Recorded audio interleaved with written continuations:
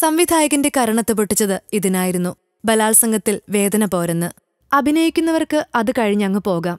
എന്നാൽ ആ സീൻ കണ്ട് ഒറിജിനാലിറ്റി വരുത്തി ശബ്ദം നൽകുന്നവരെയാണ് വാഴ്ത്തേണ്ടത്.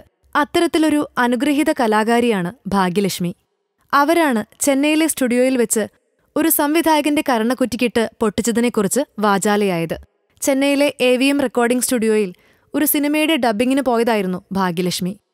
റേപ്പ് ചെയ്യപ്പെടുന്ന പെൺകുട്ടിക്ക് വേണ്ടിയാണ് ശബ്ദം കൊടുക്കുന്നത്. ഡബ്ബിങ്ങിനിടെ റേപ്പിംഗ് ശരിയാകുന്നില്ല എന്ന് സംവിധായകൻ വിളിച്ചു പറയുന്നുണ്ട്.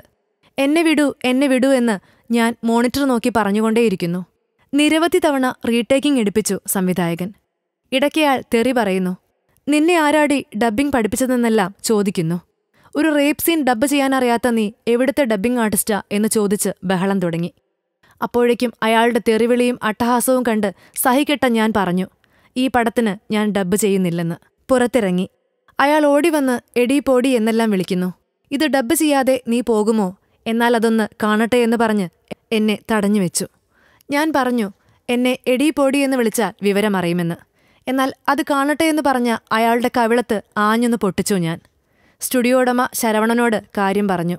അദ്ദേഹം സംവിധായകനോട് പറഞ്ഞു, ഈ സ്റ്റുഡിയോയിൽ വെച്ച് സ്ത്രീകളോട് മോശമായി പെരുമാറാൻ അനുവദിക്കില്ലെന്ന്. എന്നാൽ ഭാഗ്യലക്ഷ്മി താൻ തല്ലിയ സംവിധായകന്റെ പേരോ ഏത് ചിത്രത്തിലെ സീനായിരുന്നു അതെന്നൊന്നും പറഞ്ഞില്ല. അതങ്ങനെയാണല്ലോ ഫിലിം കോട്ട്. നമ്മൾ സബ്സ്ക്രൈബേഴ്സ് 6 ലക്ഷമായിരിക്കുന്നു. നന്മയും തിന്മയും അടയാളപ്പെടുത്തുന്ന എല്ലാവർക്കും നന്ദി. നിങ്ങളും ബെൽബട്ടൺ അമർത്തോ. നല്ല വാർത്തകളുടെ നോട്ടിഫിക്കേഷൻ ഉടനെത്തും. വിശ്വസിച്ച് ഒപ്പം നിൽക്കുന്നവർക്ക് ഒരിക്കൽ കൂടി നന്ദി.